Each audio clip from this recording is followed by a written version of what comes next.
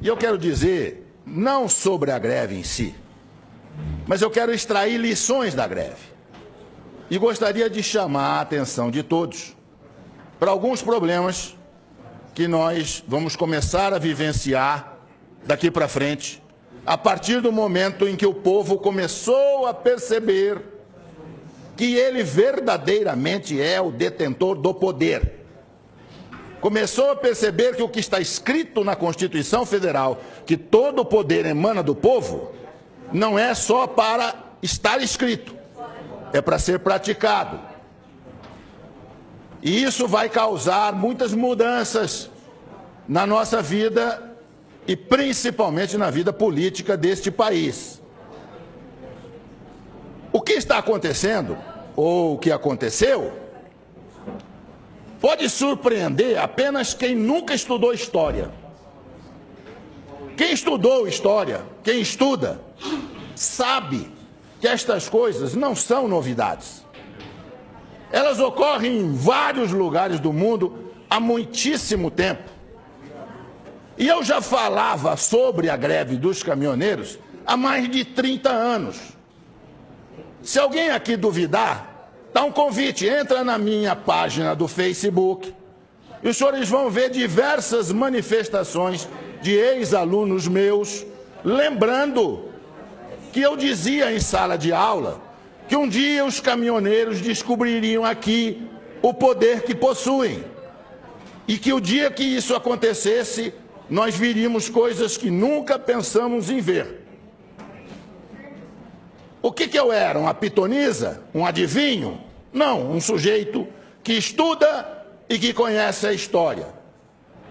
E eu convido os senhores também, se quiserem entender o que eu estou falando, a procurarem. Não temos mais videolocadora, mas procura no Netflix, procura no Now. 2 filmes.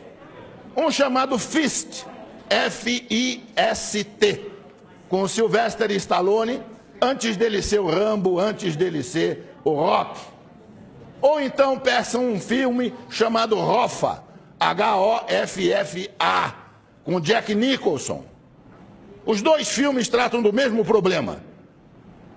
O que os caminhoneiros fizeram nos Estados Unidos na década de 60.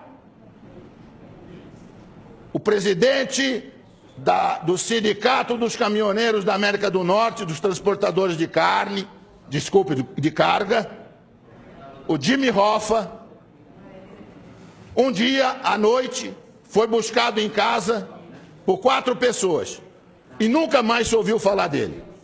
Nem o rastro, nem o cheiro. Provavelmente está sepultado em um pilar de ponte que estivesse sendo concretado naquele momento ali em Nova York. E lá nos Estados Unidos inteiro dizem que foi o Kennedy quem mandou matá-lo, porque não aguentava mais o que os caminhoneiros estavam fazendo com o governo americano. Assistam o filme. Tem 50 anos esse filme. E eu já dizia para os meus alunos, então, o dia que os caminhoneiros do Brasil descobrirem isso. E os caminhoneiros do Brasil não tinham organização que os americanos tinham, porque isso foi possível graças ao rádio PX que eles tinham em cada caminhão. Cada caminhão tinha um rádio PX, num determinado momento houve um comando e eles simplesmente pararam os Estados Unidos. Nós não tínhamos rádio PX, mas de repente descobrimos que temos uma coisa que funciona quase tão bem ou melhor, chamado WhatsApp. Os senhores não fazem ideia do que o WhatsApp vai fazer daqui para frente. Se a sociedade brasileira descobrir que se ela se organizar, ela tem o mesmo poder, nós vamos ficar abismados com as coisas que vão acontecer nesse país. Eu estava nos Estados Unidos em 1976, estudando, e eu frequentava um supermercado que ficava pertinho do apartamento onde eu morava. E lá eu comprava café brasileiro, café cacique. Pois um dia eu cheguei no supermercado, havia uma placa na prateleira onde estava o café, cheio de latinha de café cacique, e a placa dizia assim: não compre café brasileiro. E eu fiquei surpreso, eu falei, se o proprietário não quer vender café brasileiro, é só tirar da prateleira. E aí eu fiquei sabendo que era uma entidade de organização civil de defesa dos trabalhadores da indústria de calçado dos Estados Unidos, de calçado, que tinham colocado aqueles cartazes em todos os supermercados nos Estados Unidos. E aí procurei saber junto ao meu professor na escola o que estava acontecendo, e ele disse: o sapato brasileiro está entrando nos Estados Unidos a um preço muito baixo e está tirando emprego dos trabalhadores americanos. E nós suspeitamos que é o governo brasileiro que está isentando de impostos os calçados. Por isso que eles estão chegando aqui a esse preço aviltante. E o sapato é melhor do que o nosso, veio demais e nós estamos perdendo emprego. Então, o que nós vamos fazer? Boicotar os sapatos? Não, inteligentemente, boicotaram o principal produto de exportação do Brasil, que era o café. E puseram a tabuleta: não compre café brasileiro. Aí perguntei ao professor: mas por que o dono do supermercado deixa colocar no supermercado dele um cartaz desse que prejudica ele? Ele disse: porque se ele não deixar, eles vão boicotar o supermercado inteiro. Inteiro.